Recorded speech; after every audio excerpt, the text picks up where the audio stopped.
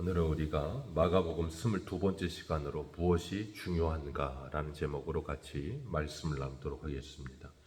예수님께서 광풍을 잠잠하게 하시고 제자들과 함께 건너편 거라사 지역으로 넘어가셨습니다. 그 거라사 지역에는 예수님은 그 거라사 지역에 넘어가셔서 도착하시자마자 배에서 내리시는데 제일 먼저 예수님을 만난 사람이 누구예요? 귀신 들린 사람입니다. 예수님께서 건너편으로 건너가자 하셨습니다. 그리고 그 말씀에 순종하여 건너편으로 건너가는데 건너가는 과정에 풍랑을 만나서 죽을 뻔했고 주님께서 풍랑을 잠잠하게 하셨습니다. 그리고 나서 배에서 내리는데 제일 먼저 무덤에서부터 귀신 들린 사람이 튀어나와서 예수님을 만납니다. 예수님께서 가시는 길은 그렇게 녹록질 않아요. 참 여러 가지 일들이 계속해서 산 넘어 산처럼 경험됩니다. 그런 것처럼 주님을 믿는 우리들도 우리의 인생길이 결코 그렇게 녹록진 않습니다. 시편의 말씀처럼 의인은 고난이 많으나 하나님께서 그 모든 고난에서 우리를 건지시느니라 하는 것처럼 하나님은 고난을 통해 우리에게 하나님의 율례를 배우게 하시고 하나님을 경험하게 하시고 하나님을 의지할 수 있도록 복을 주신다는 것을 기억해야 될 줄로 믿습니다. 광풍을 지나고 귀신 들린 사람이 나오고 예수님께서 그런 이 코스로 예수님의 제자들을 데리고 가고 계세요. 그러면서 예수님이 누구신지를 계속해서 그들에게 말씀으로 비유로 가르치셨고 실제적인 삶으로 체험을 통해 그들에게 하나님을 가르치고 계세요. 사도 바울도 고린도전서에 하나님의 나라는 이 말에 있지 않고 능력에 있느니라 그러셨어요. 주님의 말씀이 어떻게 능력이 되어 실현되어지는지를 경험하게 하시면서 제자들에게 예수님이 누구신지를 분명히 가르치고 계시는 거예요. 그래서 바다 위에서도 그들이 41절에 뭐라 그랬어요? 4장 41절에 그들이 심히 두려워하여 서로 말하되 그가 누구이기에 바람과 바다도 순종하는가 하였더라. 그가 누구이기에? 예수님은 이것에 대한 답을 주고 계시는 거예요. 그래서 오늘 이 거라사 지역에서 귀신 들린 사람을 만났는데 3절과 4절을 보면 무덤사에 거처하는데 이제는 아무도 쇠사슬로도 맬 수 없다 그랬어요. 귀신이 들려 있었기 때문에 엄청난 내재적인 괴력이 나타났던 것 같아요. 그래서 4절에 보면 아무도 그를 제어할 힘이 없는지라 그랬습니다. 어떤 것으로도 그를 맬 수 없고 어떤 것으로도 그를 제어할 수 없는 그런 상태가 되어 있는 것이 이 사람의 상태입니다. 묶어놓으면 끊어버리고 그렇게 강력한 힘을 가지고 있어요. 그러면서 그가 하는 일이 무엇인가 하면 5절에 보면 밤낮 산으로 지나다니면서 산과 들로 뛰어다니면서 돌로 자신의 몸을 자해하고 있는 거예요. 자신을 해치고 있다 그랬습니다. 그 사람에게 들려있는 귀신은 예수님께서 물었을 때 9절에 그가 뭐라 그래요? 내 이름이 무엇이냐 그랬더니 군대니이다 그랬어요. 이 군대라는 단어가 헬라어로 레기온이라는 단어를 쓰는데 당시 로마 군대의 이 레기온 한 군단은 한 5천 명쯤 됐다 그래요. 그러니까 이 사람에게 들려있는 귀신이 군대 귀신이래요. 5천 명쯤 들어있는 그 귀신이 엄청나게 많아요. 5천 명이라 그러면 좀 이상하지만 그렇게 많은 귀신이 들려있다 그거예요. 그러니까 어느 누구도 이 사람을 제어할 수 없고 어느 누구도 이 사람을 묶어둘 수 없을 만큼 그런 강력한 힘에 붙들린 사람이라는 거예요. 이 고라사 지역에 귀신 들린 군대 귀신 들린 이 사람은 이 사람의 모습 속에서 우리가 뭘 보는가 하면 오늘날 이 세상의 모습을 보는 거예요. 공중 권세 잡은 자들이 이 세상을 지배하고 있으면서 이 세상의 사람들을 뭐예요? 붙들고 그들을 조종하며 그들을 종노릇하게 만들고 있어요. 그게 바로 뭐예요? 귀신 들려 있는 상태에 있는 거예요. 귀신 들렸다는 게 입에 거품 물고 제정신이 아니고 뇌인지 피고 이것만 귀신 들리는 게 아닙니다. 우리의 영적인 배후에 어떤 강력한 힘에 의하여 조종당하고 있는 것이 귀신 들려 있는 거예요. 그래서 내 힘과 내 자유를 가지고 살지 못하고 무엇인가 이끌리는 겁니다. 그래서 5절에 보면 이 군대 귀신 들린 사람이 밤낮 자기를 어떻게 해요? 그 사람을 이끌고 다니는 거예요. 그러니까 자기가 자신의 몸을 컨트롤할 수가 없는 거예요. 그러다 보니까 계속 이끌려 다니고, 이 귀신은 항상 성경에 나올 때마다 앞에 무슨 수식어가 붙는다 그랬어요? 더러운 귀신이라고 부른다 그랬어요. 귀신은 더럽습니다. 왜 더러워요? 성결의 영이요 거룩의 영이 성령이 없기 때문에 귀신 들린 사람은 더러운 거예요. 그래서 귀신 들린 사람은 생활이 더러워지고요, 그 삶도 더러워지고요, 그 몸도 더럽히며 삽니다. 그래서 삶도 생활도 몸도 모든 것이 무분별하고 무질서하고 더러운 거예요. 그래서 밤낮 쉬지 않고 이끌려 다니면서 자기 몸을 상하게 하고 몸을 더럽히는 겁니다. 오늘날 이 세상의 모습이 그런 거예요. 그래서 세상 사람들은 밤낮 악한 영에게 붙들려서 이끌려 다니면서 종노릇하고 살아요. 그래서 그들의 삶이 어때요? 비참한 거죠. 비참하고 참 안타까운 거예요. 그래서 예수님께서 이 세상을 구원하시기 위해 이 땅에 오신 겁니다. 그래서 예수님이 하신 일이 뭐예요? 마귀의 일을 멸하려 하심이라. 마귀의 일을 멸하시고 그 마귀를 쫓아내시고 그곳에 주님께서 찾아오셔서 주인 되어 주시고 주님께서 그 사람에게 참된 자유를 주시는 거예요. 그래서 오늘 6절 말씀 같이 한번 읽겠습니다. 6절과 7절입니다. 시작. 그가 멀리서 예수를 보고 달려와 절하며 큰 소리로 부르짖어 이르되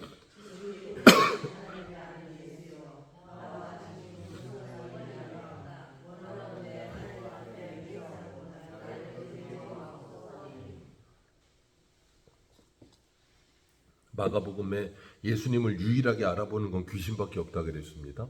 지금 어느 누구도 예수님을 알아보지 못해요. 근데 귀신은 멀리서도 예수님을 알아봅니다. 그리고 귀신이 찾아와서 하는 말이 뭐예요?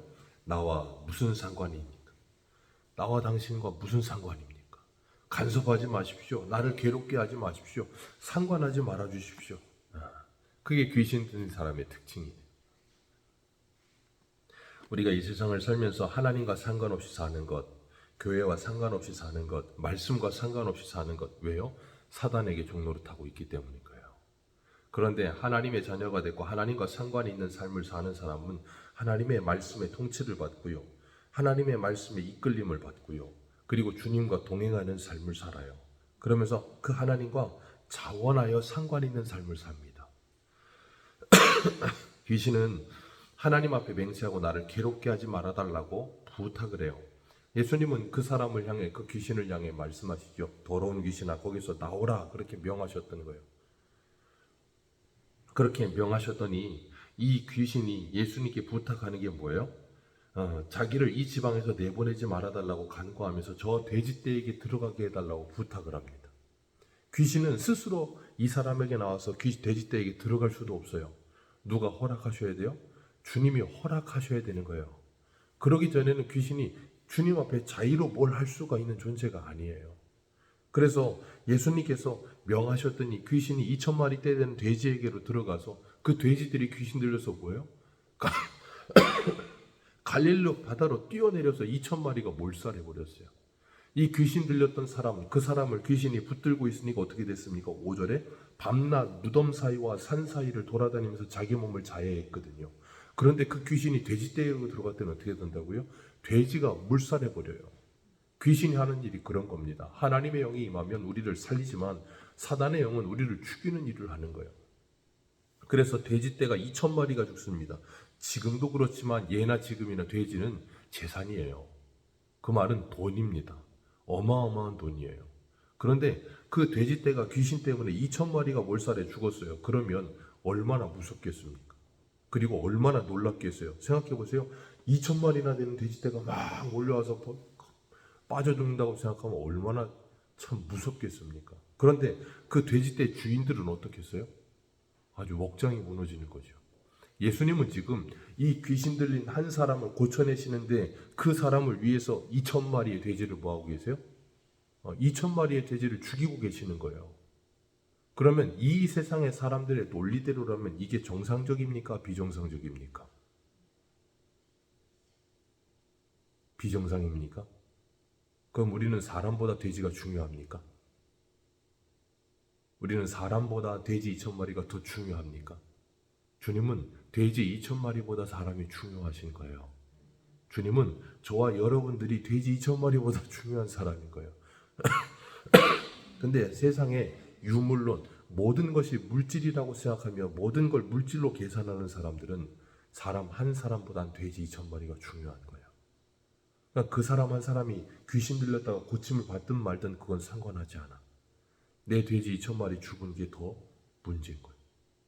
그러니까 내가 누구와 상관하고 있는가? 사람과 상관하고 있는가? 돼지와 상관하고 있는가? 돼지 2,000마리가 나에게 상관이 있지 한 사람 귀신 나가든 말든 내가 뭔 상관이야. 세상 사람들이 그렇다니까요. 왜요? 악한 영에 붙들려 있어서요. 그러니까 사람이 돈보다 못한 거예요. 돈 몇 푼 때문에 사람을 무시하고요. 돈 몇 푼 때문에 사람을 깔아뭉개고요. 그러면서 그 사람의 기분이 뭔가 망개지든지 그 사람을 짓밟아서 그 사람이 어떻게 됐든지 상관하지 않아. 나랑 무슨 상관이야. 네, 그런 말하는 사람이 제일 무서운 사람이에요. 왜요? 악한 영에 붙들려 있거든요. 그러니까 사람이 귀한 줄 모르는 거예요. 주님은 우리를 이 천하보다 더 귀하게 여기십니다. 그 말은 구원받은 우리가 서로를 바라볼 때 그 사람을 그렇게 귀히 여길 수 있어야 된다는 거예요. 오늘 본문 17절에 보면 우리 17절 같이 읽습니다. 시작.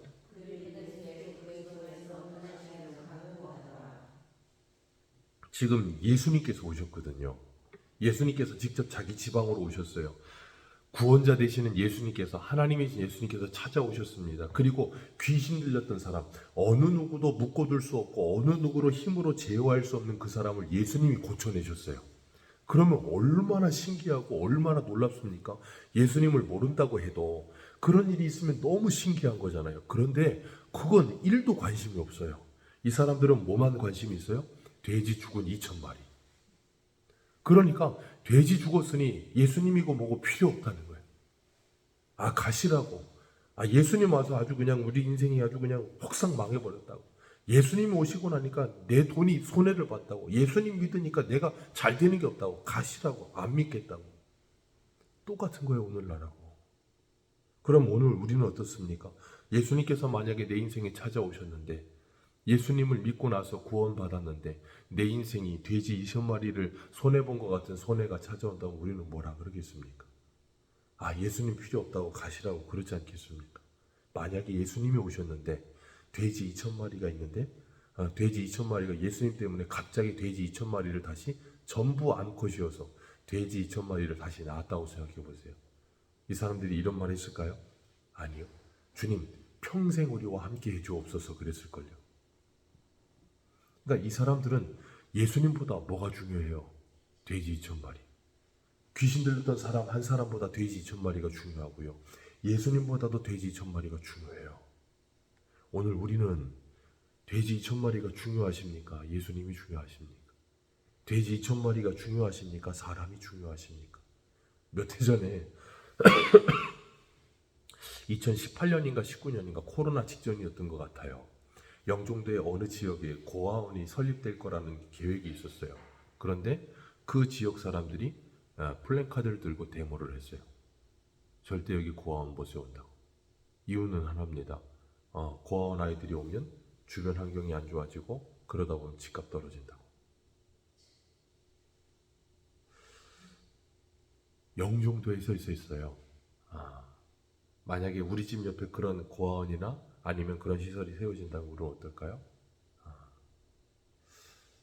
우리는 무슨 생각을 할지 그때 한번 그 생각이 들었었고, 그러면서 영종도 땅에 어떤 쓰레기 시설이 만들어진다? 데모하더라고요. 그럼 그 시설은 어디로 갈까? 분명히 어디론가 갈 텐데. 그런 생각도 해봤어요. 그러니까 그게 어디로 가든 누가 어떤 피해를 보든 나랑 상관없어. 나만 아니면 되는 거예요. 우리는 항상 그렇게 살거든요. 예수 그리스도를 믿는다고 하면서도 내게 손해본다면, 내 자존심이 상한다면, 내 무엇이 상한다면 상관이 없는 거예요. 믿음이고 뭐고 상관없어. 무서운 겁니다. 너무 무서운 거예요. 기억하십시오. 주님은 나 한 사람에게 지금 관심이 있으세요. 내 옆에 있는 그 지체한 사람에게 관심이 있으십니다. 그런데 사람들은 나를 상관하지 않거든요. 그냥 돼지가 중요해요. 주님은 저와 여러분들을 구원하시기 위해서 예수 그리스도를 십자가에 희생하셨습니다. 돼지 2,000마리 정도가 아니고 예수님을 십자가에서 내어주셨어요. 누구 때문에요? 저와 여러분 때문에요. 하나님은 그렇게 우리를 소중히 여기시고 사랑하셨습니다. 그리고 주님은 그러셨어요. 너희도 서로 사랑하라. 내가 너희를 사랑한 것 같이 서로 사랑하라. 오늘 본문 바로 다음인 21절 한번 읽어볼까요? 21절입니다. 같이 읽습니다. 시작.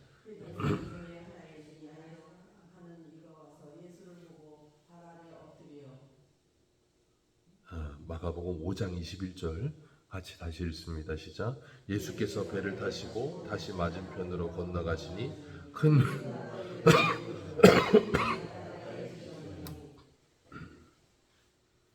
예수님께서 지금 제자들과 함께 고라사 지역으로 배 타고 건너가셨다가 곧바로 쫓겨와서 다시 건너오셨습니다. 예수님이 그러면 고라사 지역 가셔서 한 일은 뭐밖에 없어요? 귀신 들렸던 그 한 사람 고친 것 외에는 아무것도 한 일 없이 다시 돌아오셨어요. 근데 예수님은 뭐 하세요? 그 일을 기쁨으로 그 일을 하신다니까. 엄청난 낭비 아닙니까? 예수님이 가는데 예수님의 배만 갔습니까? 따라오는 사람들도 있었잖아요. 많은 사람들이 거기에 건너갔어요. 건너갔다가 귀신 들린 사람 한 사람 고치고 다시 돌아와요. 그런데 주님은 그 일을 하세요. 오늘 우리들도 그 일을 하는 사람들입니다. 주님께서 우리에게 맡기신 일을 감당함에 있어서 부족함이 많고 연약함도 많지만 그 일을 하는 겁니다. 예전에 서울에 꽃동산 교회라고 유명한 교회가 있어요. 거기에는 특별한 사역을 하는데 주일학교 사역에 대한민국에서 특화된 교회였어요. 그래서 주일학교 어떤 이런 성경학교나 주일학교에 거의 모든 포커스가 맞춰져 있어요. 그러다 보니까 그런 행사를 한번 하려면 엄청난 자본이 들어가는 거예요. 그러니까 이 교회 장로님들이나 아니면 그런 분들이 이거 너무 재정이 많이 들어간다고 그랬더니 그 목사님이 그러시더라고요. 우리는 교회에서 장사하는 사람들이 아니라고. 교회에서 장사하는 사람들이 아니라고. 생명을 살리는 일을 위해서라면 얼마가 들어가든지 돼지 2,000마리가 들어간다 할지라도 그 한 사람을 살릴 수만 있다면 예수님과 수많은 사람들이 배를 타고 건너갔다가 다시 돌아오는 수고가 있다 할지라도 그 한 사람을 살릴 수만 있다면 우리는 그 일을 마땅히 그리고 감사히 행할 수 있어야 되는 거예요. 그런데 오늘날 우리의 머릿속에는 계산기가 먼저 돌아가요. 하나님의 생명과 사람의 영혼이 아니라 계산이 먼저 돌아갑니다. 이것이 손익이 되는가 이익이 되는가. 참 안타까운 시대를 살죠. 주님은 우리들에게 오늘 본문을 통하여 분명히 우리에게 도전하고 계세요. 무엇이 중요한가? 저와 여러분들은 무엇을 중요하게 여기며 살고 계십니까? 로마서 12장 2절에 이렇게 말씀하세요. 너희는 이 세대를 본받지 말고 오직 마음을 새롭게 함으로 변화를 받아 하나님의 선하시고 기뻐하시고 온전하신 뜻이 무엇인지 분별하라. 이 세대를 본받지 말아라. 우리에게 분명히 말씀하고 계세요. 오늘 하루도 이 하루를 시작하면서 나는 무엇을 중요하게 여기며 살고 있었는가? 다시 한번 우리의 모습을 돌아보시고 우리가 주님의 마음을 가질 수 있는 저와 여러분들 되시기를 주님의 이름으로 축복합니다. 기도하겠습니다.